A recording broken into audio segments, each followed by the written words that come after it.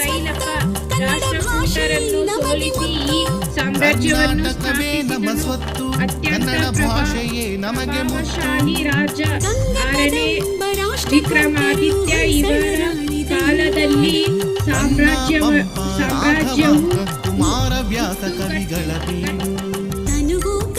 ಉತ್ತುಂಗಕ್ಕೇರಿತು. ವಾಸ್ತುಶಿಲ್ಪ ಕಲ್ಯಾಣ ಚಾಲುಕ್ಯರು ಹೊಯ್ಸಳ ಶೈಲಿಯ ವಾಸ್ತುಶಿಲ್ಪಕ್ಕೆ ಹೆಸರುವಾಸಿ. ಇವರು ಪ್ರಮುಖವಾಗಿ ಸೂಪರ್ ಸ್ಟೋನ್ ಬಳಸುತ್ತಿದ್ದರು.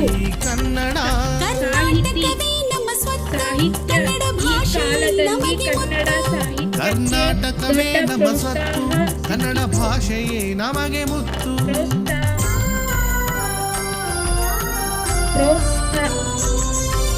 ಸಿಕ್ಕಿತು.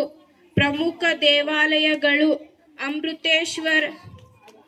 ಅಮೃತೇಶ್ವರ ದೇವಾಲಯ, ಅಣ್ಣಿಗೇರಿ, ಧಾರವಾಡ ಜಿಲ್ಲೆ. ದೊಡ್ಡ ಬಸಪ್ಪ ದೇವಾಲಯ, ಡಂಬಳ, ಗದಗ ಜಿಲ್ಲೆ. ಸರಸ್ವತಿ ದೇವಾಲಯ ಗದಗ. ಕಲೇಶ್ವರ ದೇವಾಲಯ, ಬಂಗಳಿ,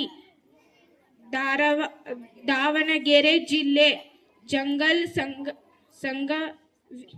ಜಂಗಲ್ ಸಂಗವಿ ದೇವಾಲಯ, ಬೀದರ್. ಶಿಲಾಬಾಲಿಕೆಯರ ಕಲೆ ಕೆತ್ತನೆಗೆ ಪ್ರಸಿದ್ಧ. ಕಲೆ ಮತ್ತು ಸಂಸ್ಕೃತಿ ಕಲ್ಯಾಣ ಚಾಲುಕ್ಯರು ಆಳ್ವಿಕೆಯಲ್ಲಿ ಕನ್ನಡ ಸಾಹಿತ್ಯವು ಅಭಿವೃದ್ಧಿ ಹೊಂದಿತು. ಇವರು ಜೈನ ಮತ್ತು ಬ್ರಾಹ್ಮಣ ಸಂಭ್ರಮ ಪ್ರೋತ್ಸಾಹಿಸಿದರು. 6ನೇ ವಿಕ್ರಮಾದಿತ್ಯನು ಕಲ್ಯಾಣದ ಚಾಲುಕ್ಯರ ವಂಶದ ಅತಿ ಶ್ರೇಷ್ಠ ಚಕ್ರವರ್ತಿ. ಇವರ ಸುದೀರ್ಘ ಆಳ್ವಿಕೆಯ ಕಾಲದಲ್ಲಿ ಕನ್ನಡ ನಾಡು ಅಭಿವೃದ್ಧಿ ಕಂಡಿತು.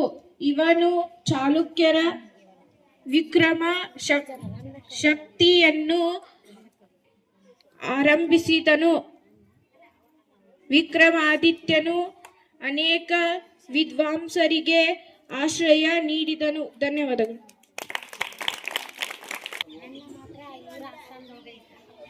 ಶ್ರೀ ಶೀಲ್ವಂತರ ಕಲ್ಯಾಣದ ಚಾಲುಕ್ಯರ ಬಗ್ಗೆ ಸಂಪೂರ್ಣವಾದಂತ ಮಾಹಿತಿಯನ್ನು ಹೇಳಿದ್ಲು.